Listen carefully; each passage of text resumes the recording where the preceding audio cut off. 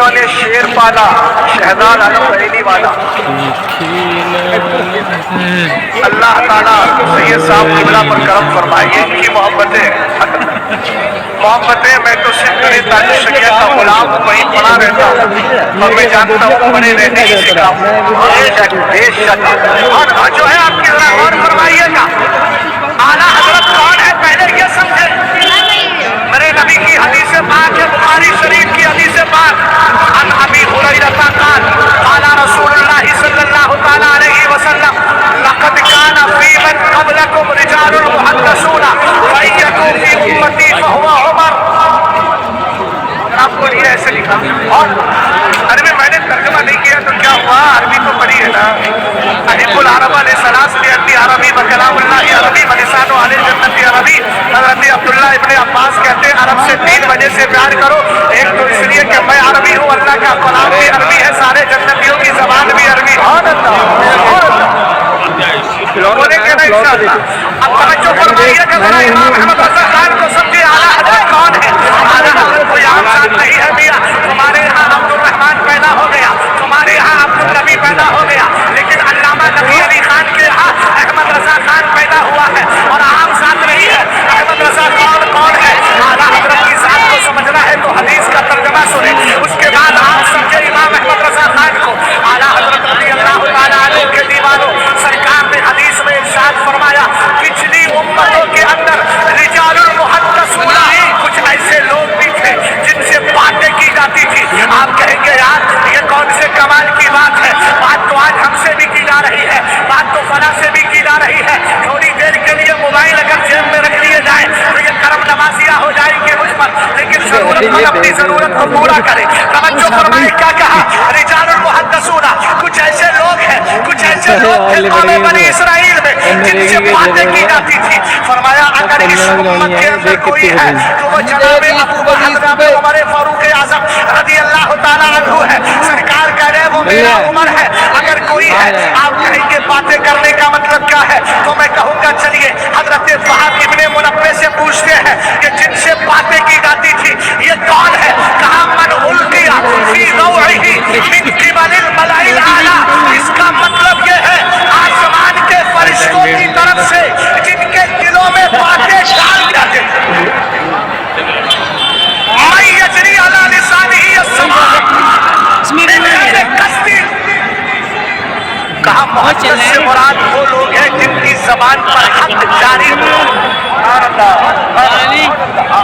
گہما گہمی کا ماحول ہے, مزہ نہیں آ رہا. سمجھو ہے بھائی آپ لوگ مکمل ہے. اچھا تو مکمل کو کامل ہی کرو, اس لیے کہ مکمل جو ہے مکمل باب تفیل سے بنائے جس کو کامل کیا گیا تو وہ داروں طرف کی جو ہے ادھر ادھر سے توجہ ہوتی ہے تو مکمل ہوتا. آپ خود ہی کریں گے تو کامل ہو جائے گا, کسی کی ضرورت نہ پڑے, خود ہی کر لیجیے. توجہ ہے, محبت سے بول تو جائیں سبحان اللہ. کیا فرمایا گیا, جس کے دل میں ملائے اعلیٰ سے آسمان سے حق ڈال دیا جاتا ہے, جس کی زبان پر من غیر قصد, بغیر ارادے کے حق جاری ہو جاتا ہے. فرمایا اگر کوئی اس امت کے اندر ہے تو عمر, مگر اس کو صرف باب فضیلت میں رکھیے, فضائل کے اعتبار سے ہے, ورنہ وہب ابن منبہ کہتے ہیں یہ حضرت عمر کے ساتھ خاص نہیں ہے. اللہ نے اس امت کے اندر اور بھی بہت سارے بزرگان دین کو رکھا ہے.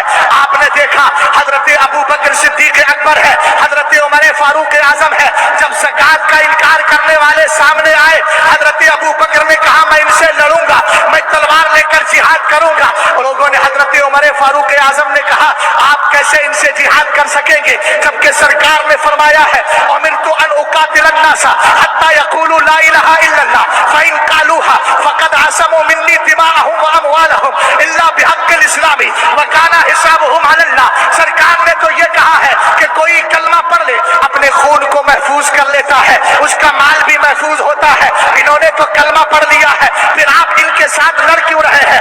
انہوں نے تو مصطفیٰ کو مان لیا ہے. تب ابو بکر صدیق اکبر ہے, ادھر عمر فاروق اعظم ہے, دونوں کا باہمی علمی اختلاف چل رہا ہے, دینی اختلاف چل رہا ہے. حضرت ابو بکر صدیق اکبر کی زبان پر اللہ نے حق کو جاری کر دیا ہے, دل میں حق جاری ہو گیا ہے.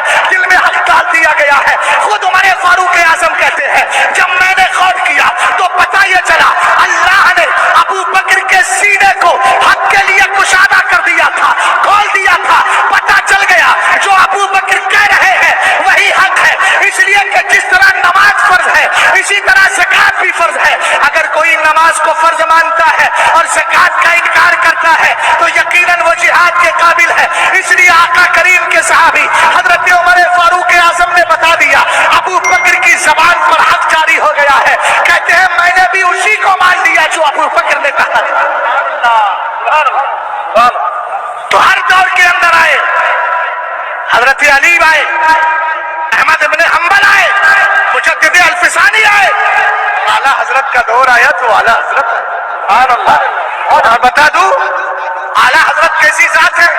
تم تو ولیوں کی بارگاہ میں فیض حاصل کرنے جاتے ہو اور جانا بھی چاہیے، مگر اعلیٰ حضرت کی ذات وہ ہے کہ جو فیض حاصل کرنے جاتی بھی تھی اور ولی گھر آ کے فیض دے بھی دیا کرتی۔ میں نے کہا دیکھیے میں یجری علی لسانہ الصواب من غیر قصد، بغیر ارادے کے جس کی زبان پر حق جاری ہو جائے غور تو کرے، اعلیٰ حضرت ہے، کتاب کا نام ہے دونوں ہاتھوں سے مصافحہ۔ میرے امام فرماتے 19 ذی قعدہ میرے پاس ایک سوال آیا، کسی نے کہا امام احمد رضا خان یہ بتائے ایک ہاتھ سے مصافحہ کرنا سنت ہے یا دونوں ہاتھوں سے مصافحہ کرنا سنت ہے؟ اعلیٰ حضرت فرماتے ہیں میں نے زبان سے جواب دے دیا، طبیعت میری علیل چل رہی تھی، بیمار تھا، ویکنیس بہت زیادہ محسوس ہو رہی تھی، اس لیے میں نے کہا آنے والا جمعہ آئے گا، اس جمعے میں انشاءاللہ پوری کتاب اور رسالہ ہی میں لکھ دوں گا۔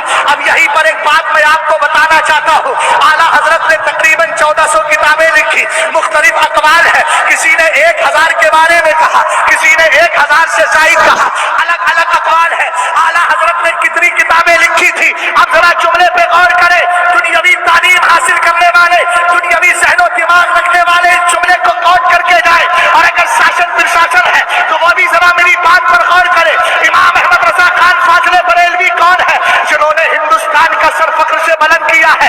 آج آپ دیکھیے ذرا مصنفین کو، رائٹرز کو دیکھیں، ایک رائٹر آتا ہے 5 کتابیں لکھ دیتا ہے، نوبل پرائز مل جاتا ہے، کوئی آتا ہے 50 کتابیں لکھ دیتا ہے، نوبل پرائز مل جاتا ہے، لوگ فخر سے کہتے ہیں اس نے سائنس پر کتاب لکھی ہے، بایو پر کتاب لکھی ہے، فزکس پر کتاب لکھی ہے، میتھمیٹکس پر کتاب لکھی ہے، لیکن قربان جائے امام احمد رضا خان پر جس نے 200-300 کتابیں نہیں، 400-500 کتابیں نہیں، 1000